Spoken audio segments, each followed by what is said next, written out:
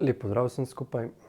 Težave v odnosih so eden izmed najbolj pogostih vzrokov, poleg anksioznosti, zaradi katerih ljudje prihajajo k meni na obravnavo. Tako da v tem času sem morda tudi sam prišel do nekih zaključkov, kaj je ta glavni skupni imenovalec teh težav, ki so povezane z odnosi. In tukaj so najbolj pogosto so tukaj trije scenariji.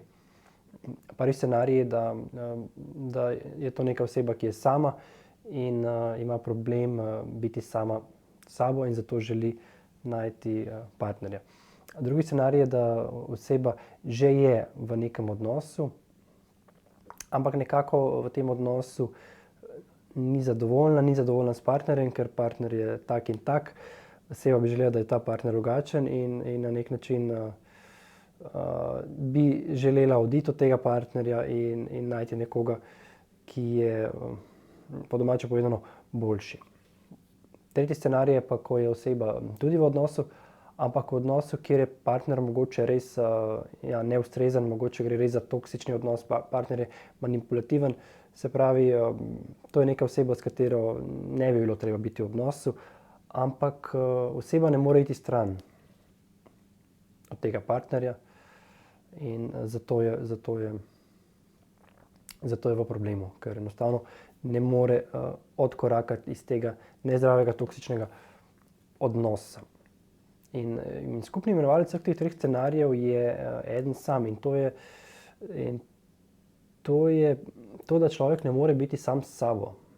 Da se počuti ločenega, da se počuti, kot da nekaj z njim ni v redu. In ker je ločen in pomanjkljiv, išče zunaj sebe nekaj, kar bo kot zdravilo za to ločenost, kar bo kot zdravilo za ta občutek pomanjkanja. In v tem primeru je to partner. Tako da kako lahko s hipnozo tukaj pomagamo? Pomagamo lahko tako, da vstopimo v podzavestni in najdemo ta del nas, ki se počuti ločeno in neizpolnjeno. In pogosto tukaj pridemo do samih korenin, se pravi, pridemo do otroštva, pridemo do situacij, ko ta majhen otrok ni dobil od staršev, učiteljev, prijateljev, predvsem od staršev ni dobil te potrebne ljubezni, ki jo vsak otrok potrebuje.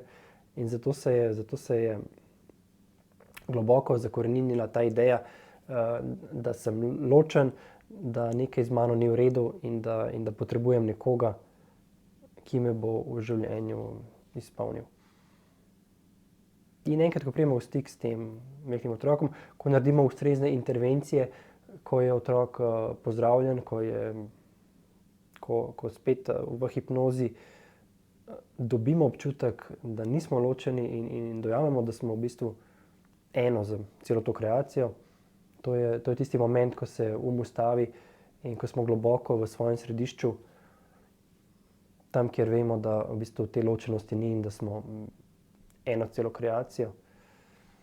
In potem, ko so te rane res zaceljene, potem enostavno pride do bolj zdravega funkcioniranja v odnosih. Se pravi, nekdo, ki je sam, ugotovi, da mu je super lahko, ko je sam, da uživa, da lahko izkoristi ta čas, ko je sam, da dela stvari, ki jih mogoče v prihodnosti potem nekoč ne bo mogel.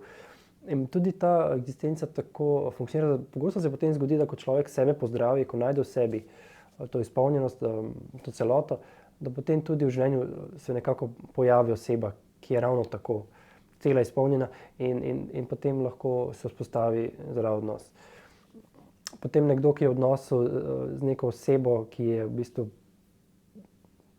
precej v redu in več kot v redu, ampak je imel samo napačne ideje o tem, da si želi nekoga boljšega, tudi sprejme to osebo in začuti končno ljubezen do te osebe in pozabi na vse te iluzije, da bo nekoč v prihodnosti neka boljša, nek princ na belem konju prišel, ki bo pozdravil čudežno vse rane. In tretji scenarij, nekdo, ki je v toksičnem odnosu, enostavno odkoraka, brez problema.